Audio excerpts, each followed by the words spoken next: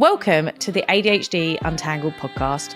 I'm Rosie, your ADHD coach, trainer, and fellow untangler. This podcast is where we stop fighting with our ADHD brains and start understanding them. Each week, we dive into real conversations with experts and incredible minds to turn your struggles into strengths, so you can find clarity in the chaos and start living in a way that feels more authentic to you. So if you're ready to start seeing your ADHD differently, then you're in the right place. Let's get untangled.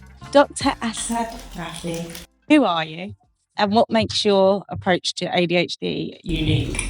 Before I answer that, Rosie, thank you for the invitation to come down here today.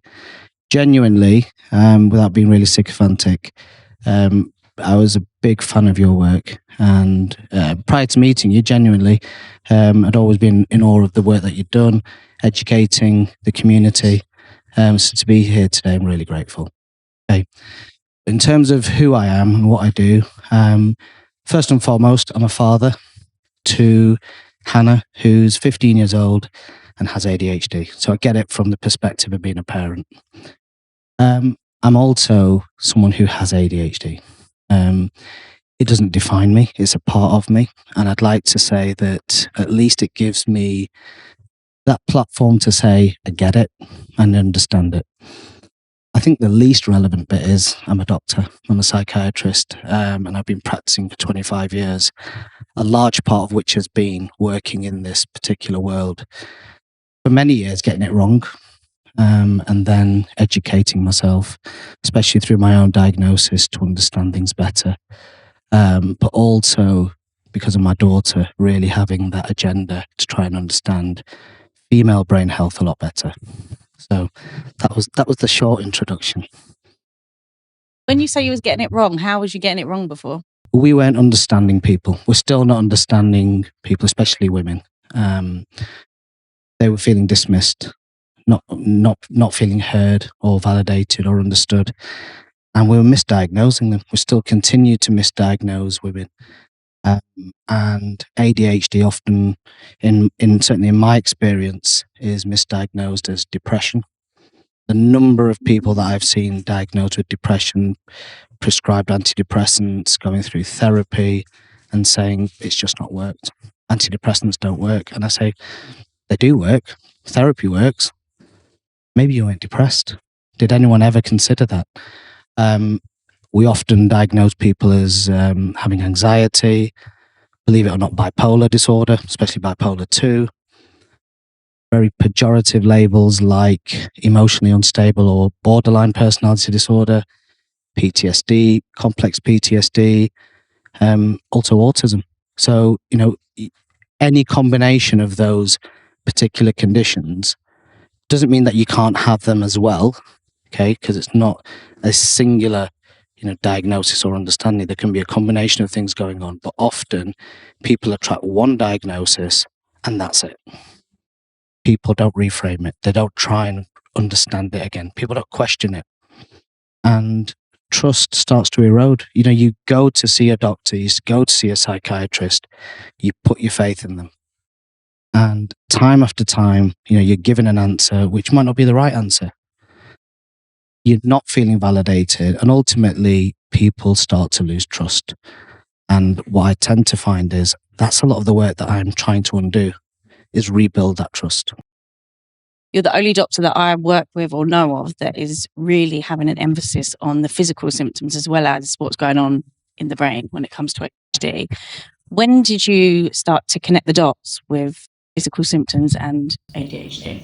Before I answer that, I think it's really important not to suggest that I'm that unique. I'm not. Okay, and there are people who have, for many years done really important work that has inspired me to understand more. We've got to reference them and name check them. We've got James Custo.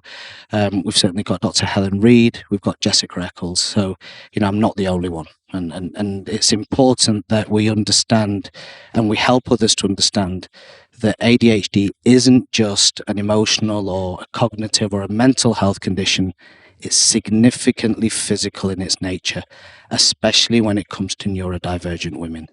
And this is why I certainly will fly the flag for saying that assessment and understanding of ADHD needs to sit within primary care. So I'm trying to do myself out of a job, okay? And GPs unknowingly see people with ADHD on a daily basis. And when we train the GPs, the first question that I will ask them is, how many people do you think you see every day? In a list of, say, 40 people, and they'll say, maybe 2 or 3. That's the first question when I walk into the room. By the time we've finished at the end of the day, they'll say usually more than 60% after what they've understood. That's how significant this is.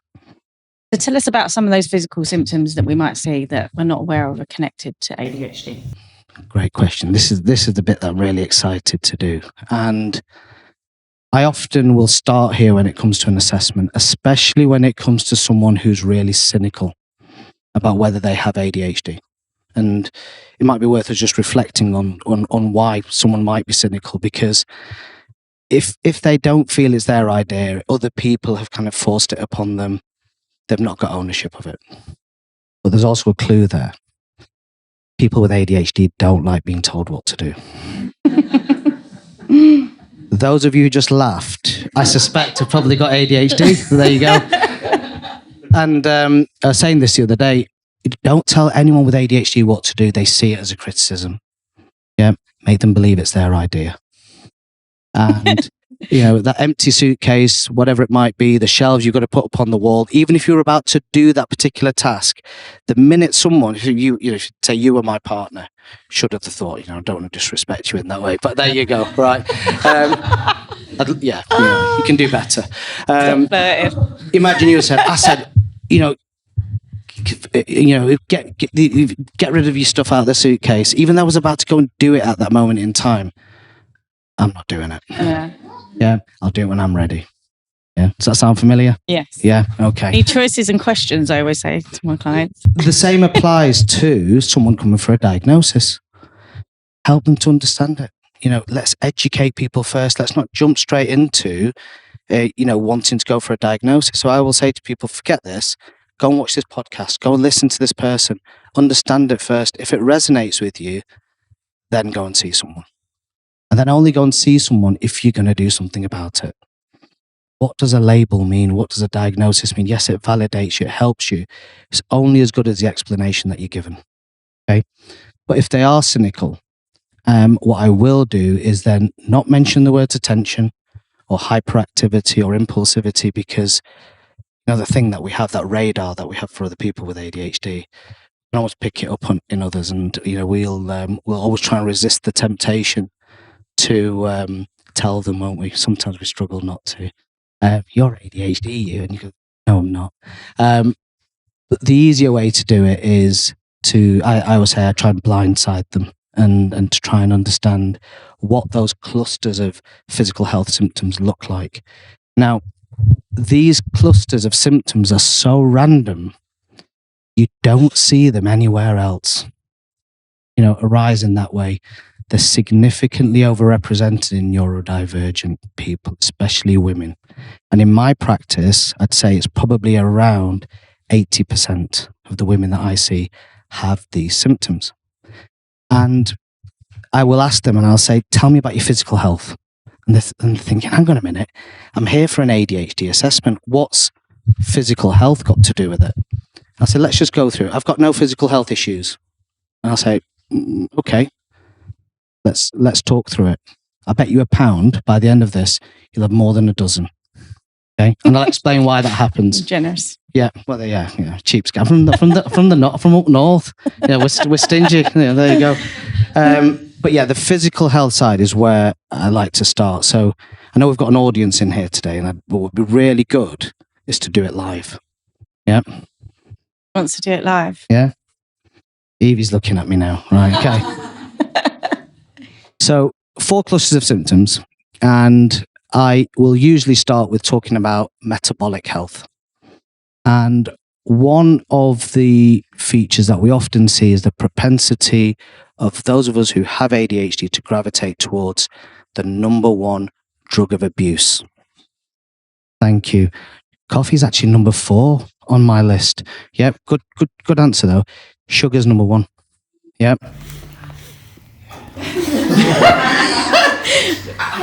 I don't need convincing. By the way, I don't need convincing with you. You're in the minute I met you, to be fair. Right? We'll do it formally. I promise. A friend of, if anyone's a mate of Rosie's, they've got to have ADHD. Put it that way. All right. There's a clue. So where were we? We digressed there. Where are we? So Diagnosis. Sugar, number one substance of abuse. The smart clients of mine will say, I don't like sweets. I do savoury. I go on, right. What savoury then? Carbs. Yep. And they go, yeah, rice, potatoes. Say yes, they become sugar or ultra processed food. So propensity to want to gravitate towards sugar. Does that apply to you? Yeah. Okay. She's not a plant, by the way. She's not just she's a legitimate person. I've never met Evie before. Okay. But typically what we'll find, okay, is that people will crave sugar, usually in response to how they feel, termed emotionally. Okay. We'll talk about why I say the most predominant feature of ADHD is moods and emotions. It's not hyperactivity, impulsivity, or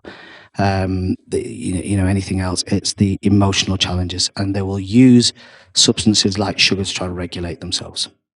But craving, overeating, binging, restricting, yo-yo dieting, trying to out-train a bad diet, disordered eating patterns. The number of people that say, I've got an eating disorder, I say, hang on a minute, should we reframe it, flip it on its head? Is it actually disordered eating? Which will give you a very different understanding. I'll say, yeah, it's never been explained to me in that way. But then on the other side of that spectrum, those challenges with kind of maintaining weight. On the flip side, then we see significant high rates of obesity, type 2 diabetes, polycystic ovaries. Any of those apply to you? So we've got sugar, disordered eating. Yeah. Yeah. Okay. We forget to eat. We don't know when we're full. Yeah. And these are some of the factors that we see as a part of the sensory profile. Yeah. And it's something called interoception. Now, sensory challenges are just as big a part of ADHD as they are autism. So interoception? Interoception, where you struggle to recognize your bodily signals and how you feel. So, when am I hungry? Yep, we'll eat at the last minute, or we're starving. Yep, we don't know when we're full. We don't know when we need a wee. Yeah, don't know when we're tired. We don't know when we're in pain.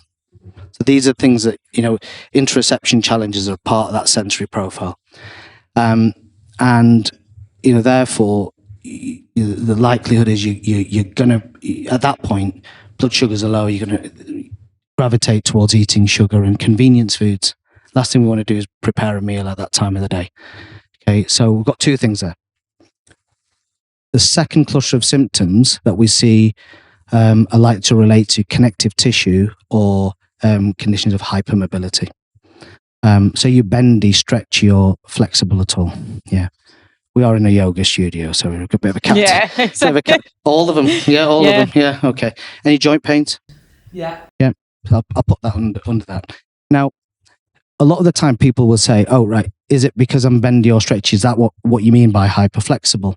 I'll say, no, not necessarily. Because there's a reason why you're bendy and stretchy.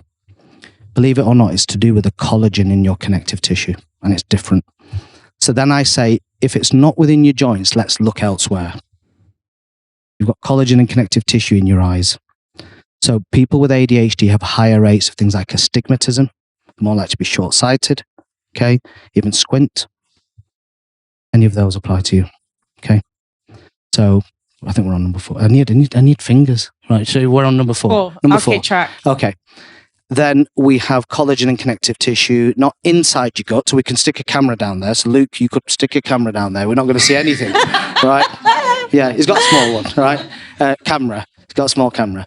That could sound really bad. Trust you to think about that, Rosie. There you go. You might need to cut that one out. But anyway, we'll keep it in. We'll see nothing because the collagen and connective tissue is on the outside. So you're more likely to have things like bloating, constipation, diarrhea. Yep. 5. Okay. It's also in your bladder. So you're more likely to have weakness of your bladder or more sensitive bladder. Has that ever applied? Not so much, actually. Okay. Also going to be in your blood vessels, more than likely, but you're not going to know that. Okay. But that's where we then talk about the third cluster of symptoms. In fact, the other place where we can see it is within your feet. So I often then pretend to look at people. Well, I actually look at their feet and I'll say, "Are you flat-footed at all? Are you aware of that?" I don't think so. Okay, you've got an arch. All right, fine. That doesn't apply. What are we on 5? You keeping up? Yeah, I am. All right, good. So third cluster. About 10. Pardon? I've got about 10. Got 10. All right, fine. Yeah, it's not top trumps, right? So more points. Yeah, and then the third cluster is something called dysautonomia. Now, the cluster of symptoms, so cardiovascular symptoms that we'll see, or circulatory issues. The most obvious one, and this is where I kind of go, right, light bulb moment. So do you ever go from sitting to standing? Hang on, I'm not finished. Hang on a minute. We all go from sitting to standing, don't we? Most of us do, right? Do you ever go from...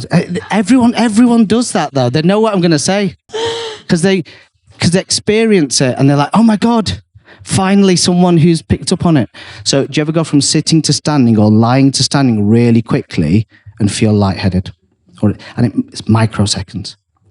This is the same reason why when I go into a school and I speak to the teachers, I say, in those end of term assemblies, there's always a couple of kids who faint and get dragged out, really embarrassingly. I'll say, I can almost guarantee that they'll be neurodivergent. And the headmistress sat there going, oh my God, yes, you're absolutely right. Because again, they're not able to tolerate standing for such a long time. Okay. So that's something that we see very, very commonly. And I'll tell you what that then also tells you on the basis of my research and understanding. But alongside that, you will then, we're on number 6. We've got cold and heat intolerance. Tend to have that. Okay. 7. Again, not knowing until it's too much. Yeah. Do you bruise easily? Okay. 8. Low blood pressure? Yeah. Okay. There you go. There's 9. Now, I'll talk about the fourth cluster in a moment, but that what we're seeing in terms of trends and the connection and the link is that feature of going from sitting to standing or lying to standing really quickly seems to correlate very closely with feeling internally restless or internally switched on, which a lot of people think is anxiety. But it's a manifestation of that internal hyperactivity. So from that, I almost automatically can assume that you're going to be hyperactive internally. I can almost then predict that you're going to be mentally hyperactive, which means you're going to overthink, you're going to ruminate, you don't switch off, you don't enjoy the moment, and you're not present, which means you don't sleep at night time. Yeah. Basically, you've got crap quality sleep. Don't feel rested, cortisol levels go up, stress. ADHD can be looked at, or if we want to redefine it or even rebrand ADHD, the way I would do it is to say it's a condition where you're in a chronic state of stress. And there's loads of clues. We're using terms like dysautonomia, which means dysfunction of autonomic nervous system. Your sympathetic, your fight or flight, is usually out of sync to your parasympathetic. And when that happens, you can look at things physiologically. So if I wear things like a Whoop band, and I can see on there that there's a metric called heart rate variability. It's the best physiological marker of stress. And in people with ADHD, it's usually low. Okay? And when you follow those trends around HRV, and if you see them dropping, you're going to be on the back end of some kind of relapse. Yeah. Not relapsed. If cocaine and cannabis is your thing, then happy days, you don't need to tell us that. But I suspect it's going to be sugar. It's going to be buying stuff you don't need. Yeah. Phone use, social media, whatever it might be. Okay. That's what will end up happening. We can almost predict some of those addictive behaviors happening. So we can actually measure it physiologically. So HRV demonstrates that mismatch. But again, unknowingly, people will, engage in certain activities, cold exposure, yoga, Pilates, walking, dancing, singing. We're going to sing for you at the end, and you'll see our HRV start to regulate, won't you? Yeah, we'll do a duet. We won't subject you to that. Rosie's singing is terrible, but inadvertently, you're doing things that you don't realize are actually helping you to regulate your autonomic nervous system. But that increase in stress that we talked about, so poor sleep, driving stress, and we're living in a 24/7 switched on society. Is it a surprise that we're all chronically stressed when we're not switching off? What does that then drive? It drives inflammation. So the fourth cluster is to do with histamine. It's the most powerful hormone in the human body. Okay. And there's a reason why individuals who are neurodivergent are more likely to have high levels of histamine. They are more likely to lack the enzymes that break it down. So there are two enzymes, DAO, HMNT, and they're also more likely to have overactive mast cells that produce histamine. We're also more likely to eat stuff, okay, and drink stuff which causes gut health issues and drives gut inflammation. So you might see spikes of histamine now and again, not a constant state, but flare-ups from time to time. And I'll say to people, it happens when you're stressed, doesn't it? It's these symptoms that I'm going to describe, and they're like, yeah, absolutely. So what were we on now? Were we on about 8? Oh, there we go. I was on 9. She owes me £1. All right. So, okay, we're on 11. So first cluster within histamine hypersensitivity, skin-related issues, eczema, psoriasis, non-specific random itching, okay, rashes, urticaria, acne. Okay, so it's not just a thing of adolescence. You'll find that, even adults will say, a breakout of acne at certain times. Says, is it when you're stressed? You get that flare up. Any of that apply to you? Yeah, all of them. All of them. Okay. You could actually say more, because individually, you might go to your GP and say, I've got a flare up of eczema, or I need help with acne. Okay. And the problem is they're going to look at that individually. They're not going to see it as a cluster of symptoms or a kind of a syndrome with a common bloody root cause. Yeah. What are we going to do? We're going to treat the symptom. That's what we're guilty of. We're not thinking about the root cause. Yeah. And that's where we need to be. And I promise you, I have been one of those people who've looked at it purely from the perspective of problem medication. It takes time, even for people like me, and I'm guilty of it. I'm not going to blame anyone else, to come full circle, to experience it, to live it, to a point where you actually think, not to vilify medication. I'm not one of those crusaders, because I do prescribe medication, but it's got to be done in combination with everything else. That's how complex the brain and the body is. Forget ADHD, forget autism, forget any kind of diagnosis you want to give. Let's just talk about brain health. That's how we do within our service, is to talk about your brain health. Talk about ADHD and autism as your brain's operating system. Yeah, that's how it functions. Now, then think about your respiratory issues, things like asthma, hay fever, allergies, rhinitis. Do you have any of those? Yeah, lung stuff, always. Okay, so we're on about 15 now. Okay. What about gut-related issues, reflux, IBS type symptoms? Yeah. Headaches, migraines? Yeah. Yeah. Headaches and migraines. Okay. 16. Then heavy periods, cramps, endometriosis type symptoms, okay, or even endometriosis itself. Luckily, thankfully not, but yeah, the first two. Heavy periods and cramps. Okay.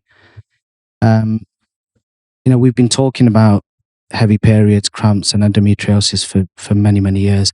Now people are starting to see that connection. You start to see the reels emerge on things like Instagram. People saying endometriosis appears to be more common in people with ADHD. It's like, thank God you're finally kind of coming to that realization. But then we see, the issues with the blood work, things like low iron, chronic low iron. which then compounds all the symptoms. You need iron to produce dopamine. So you can see how complex it all becomes. Vitamin D is often quite low. It doesn't help when we're living in, the winter months here. But chronically low vitamin D protects against inflammation. So you can see all of these things come together. There is no point in me prescribing medication if you're not going to try and address some of those issues. Yeah. Go and get your blood work done. Go and correct the iron. Go and correct the vitamin D. Yeah. I'm not trying to do myself out of a job, but I've got to give you the right answer. In years to come, I don't want you sat there going, he just prescribed me medication, didn't care. Because I tell you what will happen. You'll come to me for a diagnosis. I'm going to look at you. You're going to come to me for a diagnosis, right? And you know what we're all guilty of when we have ADHD? We want a quick fix. We want instant gratification. Most people do, okay? Most people do, right? And you get to a stage, if you've been around the houses, to go, look, I need a longer term solution. Medication isn't the sole answer, okay? And what you will try and do is use medication, and I am guilty of it, to try and compensate for crap sleep, try and compensate for stress.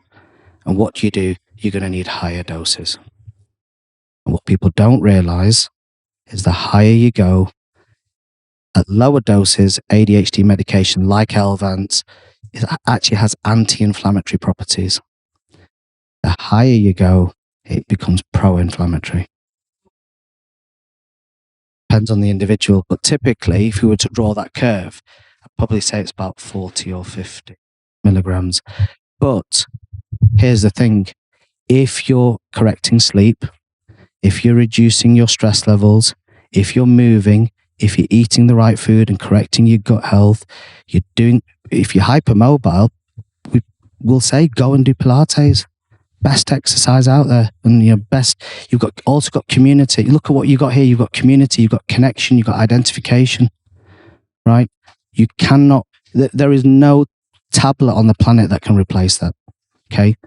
And all of those things are free. Yeah, you don't need a very expensive psychologist. I'm not joking. Very expensive psychologist, yeah, or a psychiatrist to do that. Yeah, come to us when you absolutely need us. Yeah, it's like saying to a diabetic, eat as much cake as you want. Don't lose weight. Let's not fix your hypertension or your physical health issues. Just take more insulin. Yeah, or just ramp it up. If that doesn't work, we'll switch you on to something else. That's what we do to people with ADHD. We're gaslighting people with ADHD.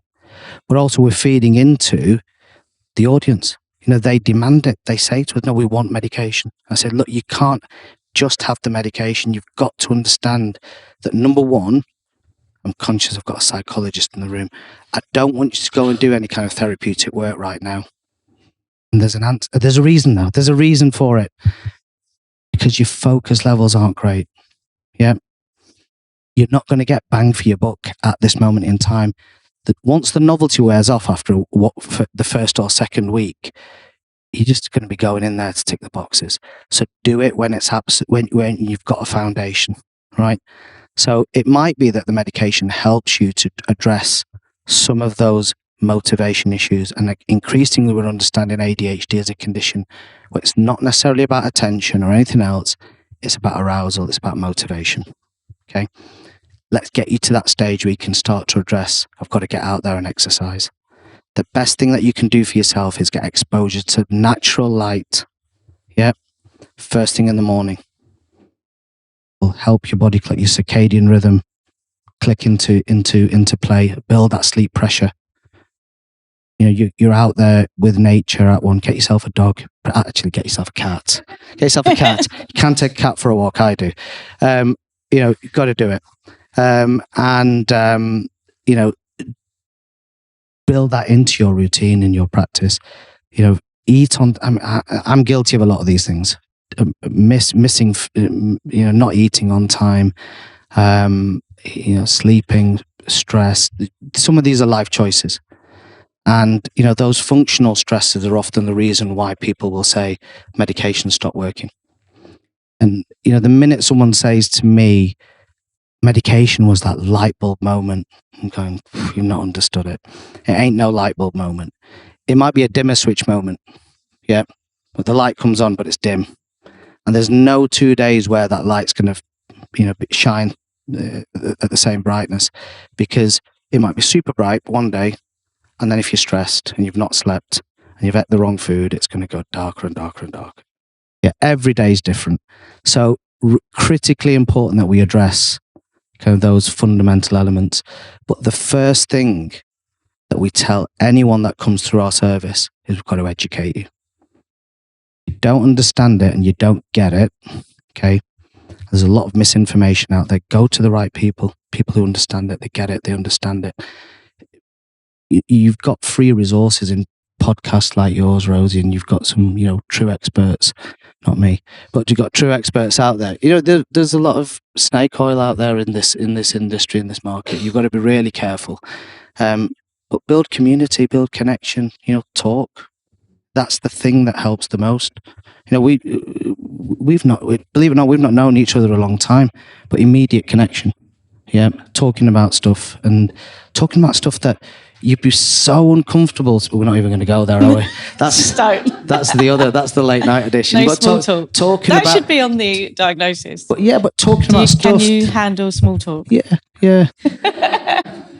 And automatically at that point you're going to think, I can't. I must be autistic. Oh, controversial. Yeah. You're going to ask. Yeah, you can ask that question. Go on then. Can you handle small talk? No. Okay. Let me ask it a different way. When it's of interest to you, when the person's of interest to you, okay, when you're motivated, when you look at you, right? When you're excited, and it's new, yeah, limerence, yeah, when it's of interest to you, when you're motivated, when it's new and exciting, you're passionate about it. Can you engage in small talk at that point? Where did your autism go then? ADHD comes out. See my point? Is it led? Is that behaviour led by the ADHD, the interest, the motivation? It's not necessarily the autism. Okay, let's stop fighting against each other. Yeah, and saying, is it one or the other, or is it this new condition called ADHD, which doesn't actually exist? So, from your experience, then, yeah, do you think that autism and ADHD can come together in one person? Sorry to interrupt, but myself and everyone's favourite neuroscientist, Dr. McGow, are looking for some passionate, curious and driven people to join our ADHD-informed coaching training that starts in April. So if you're ready to create a career that gives you freedom and has a real positive impact on the lives of others, then head to untangledco.com to find out more. Absolutely. I said before, what we should be doing is getting rid of the labels, okay, and actually understanding them as your brain's operating system. They all often coexist. How I describe them is, I don't want to traumatize you here, but think back to your maths lessons, right? An x-axis, x-axis and y-axis. Yep. Put autism on one, ADHD on the other. You're going to be somewhere along there. Yep. And you're going to have some traits or features. You're not necessarily going to have symptoms. Yeah, you might not have the prerequisite number of symptoms to justify A, being a problem, okay, it causing significant impact, or, it being persistent, pervasive, at which point you would say, yes, you have a diagnosis of this condition. Yeah, we all can relate to those features. Doesn't mean we all have it. And that's where people are going wrong right now. We've got high rates of diagnosis when people shouldn't be diagnosed. A lot of this is down to the functional stress that we're subjecting ourselves to. How do we solve that problem? We need to be educating people better. We face a situation where 10 years ago, when I went on a training course for ADHD, everyone was like, why would you want to go and do that? Okay. And that was to educate myself.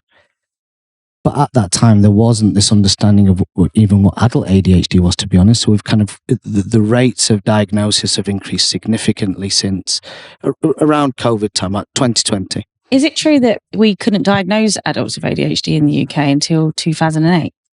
Absolutely. Well, when I was at university, not that long ago, what we were taught was ADHD was a condition of childhood. And it was usually males. By mid to late teens, it went away. Absolute nonsense. Disappeared. Absolute nonsense. Just like that. But the stereotypes of naughty kid running around the classroom creating havoc, being a nuisance. Oh, well, the other myth, women are inattentive. Yeah. They're significantly hyperactive, especially internally, especially mentally, right? The minute you dismiss that, you're going to rule out so many of the issues, the overthinking, the ruminating, the not switching off. The minute we define it, so this is the education bit, we're explaining things to you. We're not coaching you into understanding it. What we're doing here is helping you to understand yourself better so you can actually answer the questions better as well. Yeah, answer yourself. That's the key thing. So education before an assessment and after assessment. And actually, we've got to keep reinforcing it because we forget. And I think that is true, though. It's what's missing, isn't it? And obviously, because the NHS are so stressed. But, you go and get a diagnosis and then they're just like, on your way, medication. Well, that's it. That's the only option. Then there is there's the only option. Whereas actually, there are some ICBs, so integrated care boards, who commission these services, who are open to conversations. I train some of those GPs now. And initially, when they approached us, they said, can you please provide us training around assessment of ADHD according to the NICE guidance and the DSM-5? I thought, I'm going to have to sell my soul to the devil at this point. And I did advise them. I said, that's not the way to do it. This is the way to do it. And they said, no, we want that. I said, all right, we'll give you that then. Okay. So initially I did sell my soul to the devil, but once I'd walked into the room, I did my own thing. Yeah, that also proves that I've got ADHD. We don't follow the rules. We don't follow the rules. But they were grateful for that. And the biggest detractors, and some of the GPs there were like very, very cynical by the end, especially when it came to the physical side and everything else, and understanding the emotional elements and the understanding the propensity towards addictive behaviour. They were firmly on board. And I think what we've got to be really conscious of here is there's a real commercial opportunity for people. To create services where there is a demand, there's absolute desperation, but we've got to start to, number one, educate people. And if you were to, if I could redesign the service, what I would be saying is, if you want a diagnosis, you've got to show some commitment. Go and do a course. Yeah, let's see if you've done that course. If you are that keen to address your condition, you will do anything. And especially if you've got ADHD, you'll go do it. Have you engaged in any kind of form of exercise, community group? Have you improved your sleep? Have you reduced your stress levels? Have you looked at hormonal fluctuations and changes? Okay. And if the answer is no, then there's a pretty good indicator as to how good the prognosis or the outcome is going to be in the long term. Because if you're not committed now, you're not going to be committed in the future. You're wasting your time. Yeah. Yeah. Well, that's actually what I wanted to ask you about, like using ADHD as a vehicle instead of, this victim mindset that we do see a lot with ADHD. You said earlier, like, what's the point in getting a diagnosis if you're not going to use it? So where do you think we've got lost along the way at the moment with the community and where are we more in the struggles? And I think as a community, we're fractured. We're so busy trying to outdo each other, with our egos and not working collaboratively. That the message is being lost. We're confusing everybody. Who do you listen to? How many more coaches are going to be out there, delivering, courses on how to become a coach overnight or whatever it might be. As I said, if it's commercially led, there's a problem, and that is that there is that opportunity there right now. We need to come together as a community. We're a perfect example of that. I'm going to put Michaela on the spot now because she's going to be a perfect example of that, because we want her to be a part of our community and work with us. You've not got choice now; it's live. All right, but this is where I don't know everything. Yep, I admit that I don't know everything, and I've got to bring people in who not only have the knowledge gaps or can fill the knowledge gaps that that we have, but also can engage people that I can't engage and I don't appeal to, or my team might not appeal to. So, we are far stronger together than we are independently. We're not going to take on the rest of the world. The neurotypical world is looking at us, and saying, what the hell's going on here? It's a proverbial shit show. Chaos. Honestly, it is. Sorry to swear, but it is a proverbial shit show. And it's embarrassing. I walk into a room and the minute someone says, what do you do for a living? I say, I'm an ADHD specialist. I get the eye roll. And what do you think's embarrassing about it? Well, it's that connotation, isn't it? Oh, another one. You're jumping on the bandwagon, are you? Whether it's you're going for a diagnosis, whether you're involved in the industry. Little do they know the commitment that we have, or we have had for decades or years. It's just seen as, today's ADHD will be tomorrow's something. There'll be different opportunities tomorrow, and they'll jump on that. Yeah. And that's clearly not the case. We'll be here, long after everyone's decided to pack up and go elsewhere. Yeah. And that's my biggest concern, is we're going to be left holding the baby. And there's going to be a lot of babies out there. And the sooner we look at improving, those services, and actually looking at things, as I said, not necessarily from the lens of the diagnoses and having to have the assessment. We're talking a lot about it now and helping people to understand things. If that's relatable, start to implement some practice. As I say, you're in the perfect auditorium today, where unknowingly, you are addressing, if you do have ADHD, you're addressing a lot of those symptoms. And this might not be the place for you. And you and I were really fascinated about some of the links that we can pull together. And I'm no yoga expert, as you can probably tell. But if this isn't the community that I might relate to, it might be that I go to the mosque. And that might be my community. Religion might be my community. And you might think, well, where's he going with this? Well, we talked about how there are certain yoga poses that replicate, Muslims praying. So, there's the Balasana pose, which is identical to how Muslims pray. And inadvertently, in that particular pose, you're regulating your parasympathetic nervous system. Yeah. So you're doing things without even realizing. And, you've got to find your tribe, whatever that might be. Find your thing that works. Believe it or not, I build Lego. I'm one of those people. Love it. It's pretty impressive. Yeah. Let's build Lego together. Let's do that. It's expensive, but it's fun.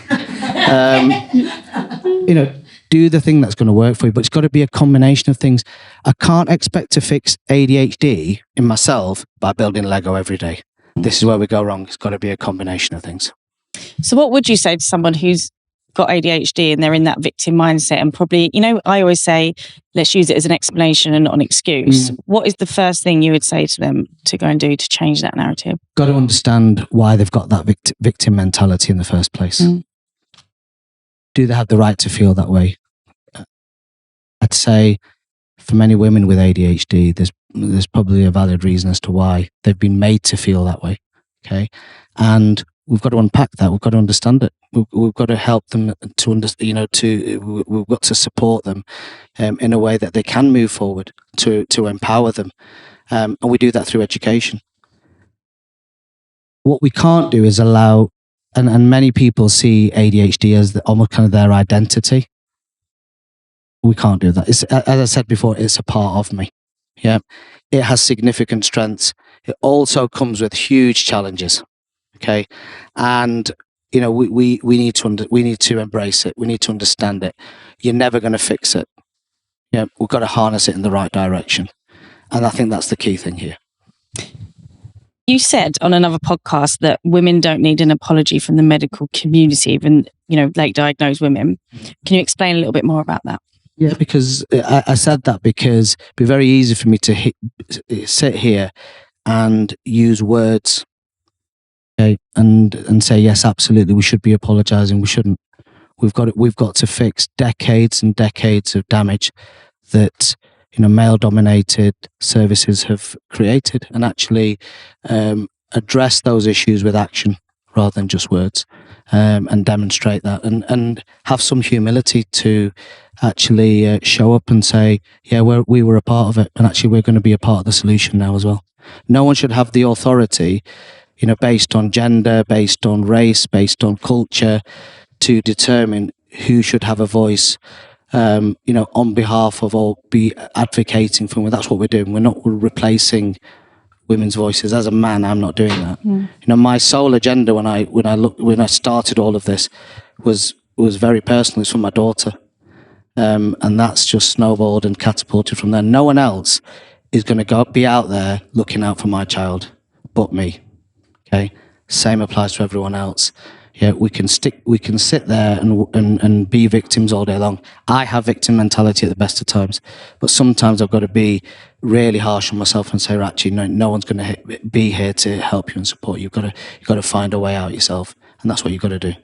And it becomes like an algorithm, doesn't it? Like your RAS system, your reticular activating system that I keep learning about, that filters all this information that we're looking at, especially on social media. And the more we look and feed it and see all of the, the posts that go out there about ADHD being a struggle, the more we're going to, feel... You're going to start to believe it. Exactly, yeah. And, your social media algorithms are going to, repeat the same stuff again and again and again. And that's dangerous. Yeah. I'm not going to ask me to show your Instagram algorithm. That could be very dangerous. But it's true. You are going to be attracting that same information time after time, and there's a load of rubbish on there. And sometimes people, I'm not saying that people are doing that deliberately. They may well be trying to articulate their experiences, and that doesn't apply to everyone. It's not evidence-based. It's not necessarily backed by research. As clinicians, we have a responsibility to anything that we say has to be backed up by evidence. We've got to be able to show up and say, that's where I've got this from. Yeah, I can't make those claims, otherwise they just become anecdotal, and I've got to be able to say that. But there's a lot of misinformation out there, and we've got to look at the credible sources, and that's one thing that should be addressed, is by the community coming together, is actually being in a position where we can say the stuff that person over there is saying is really good, that's credible, that isn't. Yeah, it's almost having that sounding board there to be able to reference it and to check its validity. But sadly, that doesn't exist right now. What about the strengths? What are some of the common strengths you've seen with the women that come through your door that they probably don't see in themselves in that moment? Brilliant question. I have seen some of the most successful individuals on this planet. Be that in elite sports, be that in entertainment, be that in the corporate sector, all of the things that we might look at and really admire. The most admirable position that you can have is as a parent, is as a mother, and the role that they have in that dual occupation of not just holding down the house, but also holding down jobs and everything else. Me as a man, I can't even think about doing that. And that for me is the biggest success that you can demonstrate. The sacrifice that women demonstrate, throughout their lives is significant. And we've got to recognize that. Okay, right. We are over time. So we're going straight to the fire round. Typical of ADHD, yeah. So ADHD in one word. Emotional. Most impulsive thing you've ever done? Bought an Aston Martin. Oh, one thing you'd change in GP training tomorrow? It's got to be the brain, the brain-body approach. They've got to understand it holistically, that 360-degree approach. Okay, so what would be the best non-medication ADHD intervention? Connection, community. Yeah, good one. What keeps you up at night about the state of the ADHD diagnosis? Lots of things. It's probably my own thoughts and connections that I've made during the daytime around the condition, which I can then use to help other people understand it. Hence why I would write articles, as you've seen, at 4:00 in the morning. About sour sweets and ADHD. Sour sweets and ADHD, What's which we'll release next week. Well, before we do the connection, we've got to tell them the backstory, haven't we? And I've told a couple of people today. So walking down the street, was it on Thursday night? Thursday night, walking down the street on Thursday night, there were 5 of us, and one of the group were definitely neurotypical. One was in denial. And then 3 of us, Rosie, Lauren, who's a parenting expert, and myself, diagnosed as ADHD. I pulled out, I'm very old school, a packet of sour Chewits, extreme sour Chewits, apple flavour. Yeah. Got, you think you got the good stuff? I've got the good stuff. I tell you, right? And immediately, the ADHDers jumped on top of me. In fact, Lauren actually took one of the packet, and they're eating them, chomping away. As is Rachel, who works with me, who's in denial. Got to name check Rachel. We've publicly outed her now, haven't we? And the neurotypical person was literally like, I'm okay. Thank you very much. I said, you're the boring one. And it just got me thinking. I thought, hang on, could there be a link between, this is with that random thought that comes into your mind, sour sweets and ADHD?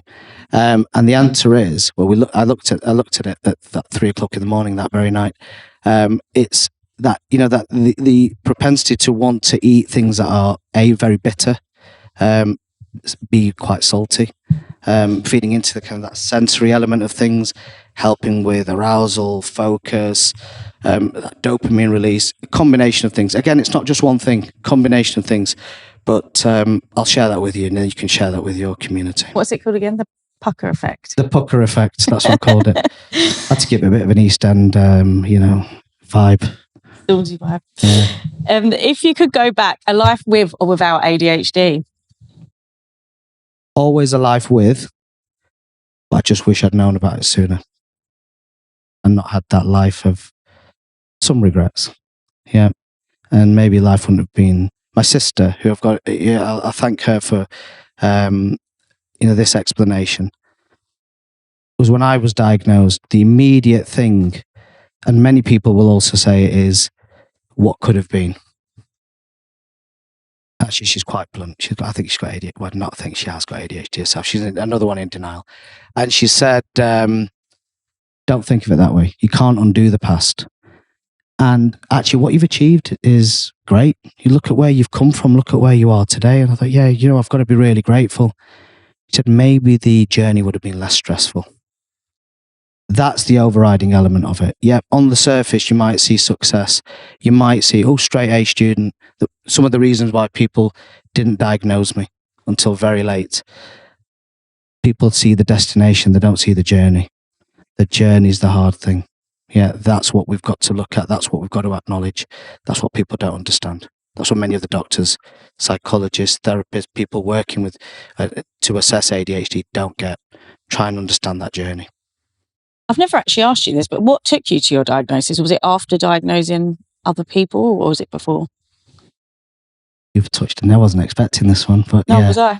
No. But way over time. But anyway, yeah. If we want to be genuinely sincere, open, and honest, I've never spoken about this in a public forum. I have personal one-to-one. A lot of the time, external structure, scaffolding, people compensating for you keeps your symptoms at bay. And I guess if you look back at my education, private school educated, you won't think that.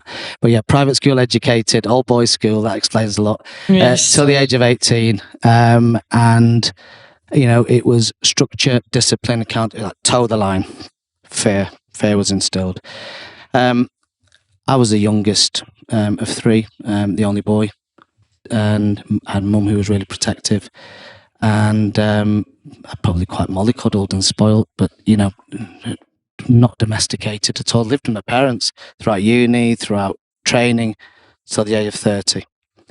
Now, unbeknownst to me, a series of events unravelled, and again, bringing into the fray the concept of trauma. So I faced quite a significant trauma.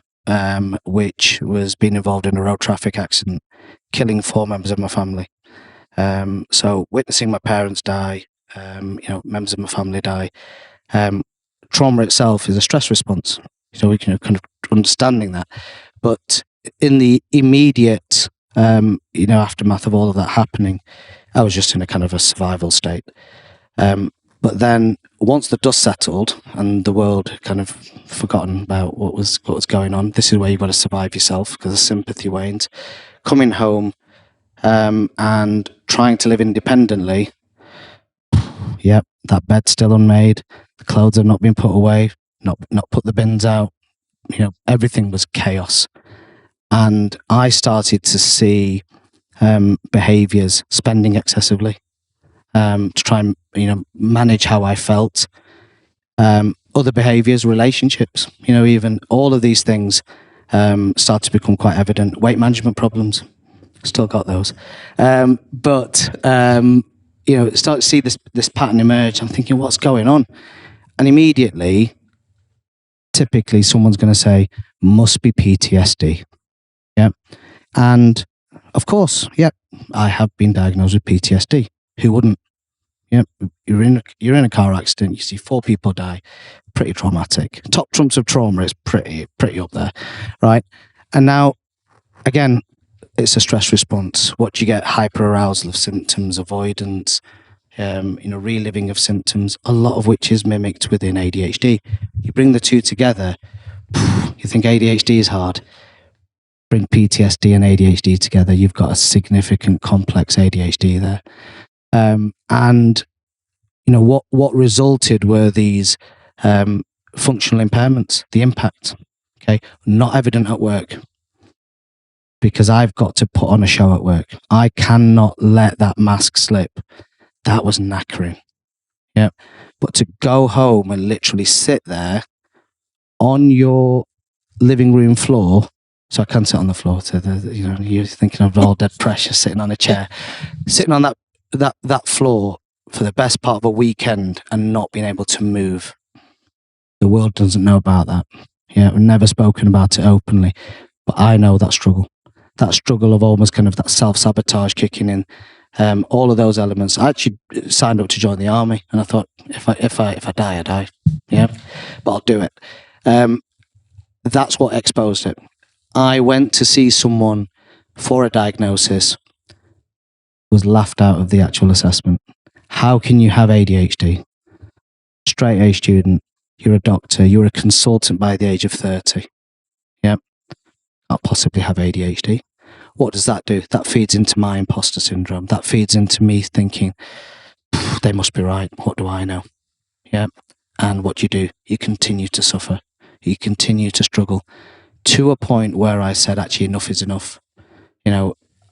There's got to be something more to it. I perform at a really high level, but I'm not reaching my true potential. And, whatever I do achieve is so tiring, it's so knackering that I get burnt out. I can't carry on like this. There has to be an explanation to it.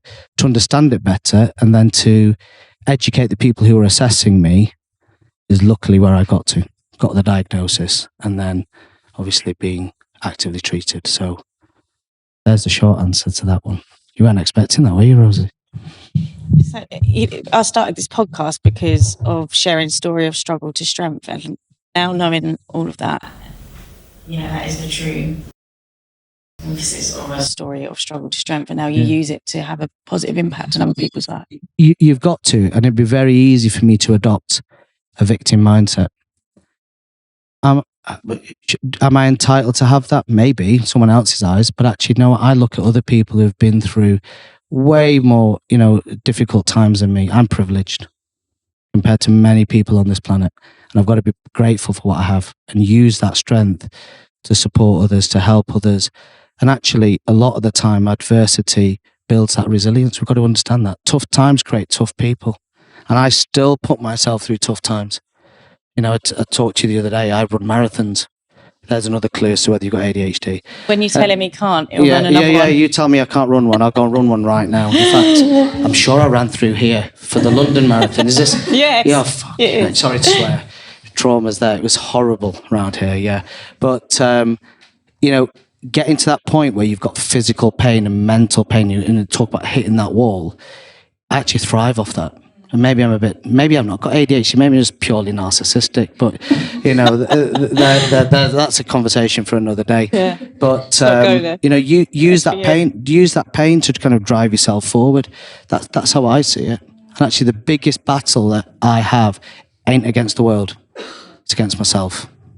I think, why would someone, that could be a really great way to have some lasting words. Why should somebody not sit there in victim mindset and not do something with their pain versus actually, I want to use this and do something with it? Mm-hmm. What's the point? It's quite comfortable sometimes being at home and not having to act upon it. Absolutely. And what I'm not saying is every time that you feel pain or you feel that trauma, reliving that trauma, those difficult times, you've got to address it. You've got to deal. You'll never deal with it. You learn to live with it. And talking to people. It's almost been like therapy for me today in front of a live studio audience. Yeah, should become a therapist. It's validating. It's quite cathartic. And actually, if it helps someone else relate, even if it's one person on this planet watching this, when it goes out, then it's been worthwhile. Mm. But it's got to be the right time and the right place. I know that even when it came to my diagnosis, for fear of being judged by my medical peers, because believe it or not, doctors are really judgmental. Really? And for fear of judgment, for fear of being seen as less or inferior, or there being something wrong with me, and now further vulnerability that no one knows about. Only people who personally, in my private life know about these things. I think it's really important to understand that when you've got ADHD, it's tough, but when you've got other things that happen at the same time or independently of it, it can make it that much harder. And the trauma comes in lots of different ways. Those of us who have ADHD are more likely to face traumatic circumstances because of the actions or behaviors we engage in. But having ADHD itself, lends itself to those series of, we talked about microfractures and recurrent traumas, which is why it can look a lot like complex PTSD. And we'll get it wrong. It's really important that we unravel all of these elements. And if we just want to look at it from a singular lens, again, it's reinforcing that point right from the beginning, we will get it wrong. Because there's a whole heap of shit that's going on right now. And that's just from the doctor who's explaining it all to you, right? And so if you just want to explain my condition as ADHD, you haven't even got the half of it. Any last words to someone who might be struggling right now with their ADHD? Reach out. Believe it or not, people reach out to me all the time.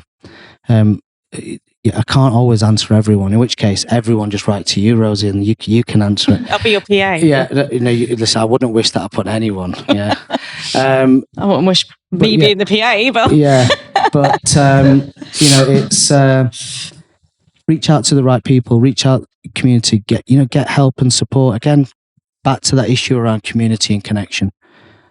You do not know where you might find that person who you can really relate to and identify with. That in itself is therapeutic for me. One more short question. Sure. Yes, one more short. What did you say to your teenage daughter when she got diagnosed with ADHD? Welcome to the club. Oh, yay! Thank you so much, Dr. Asad Raffi. My pleasure. Thank you. You're amazing.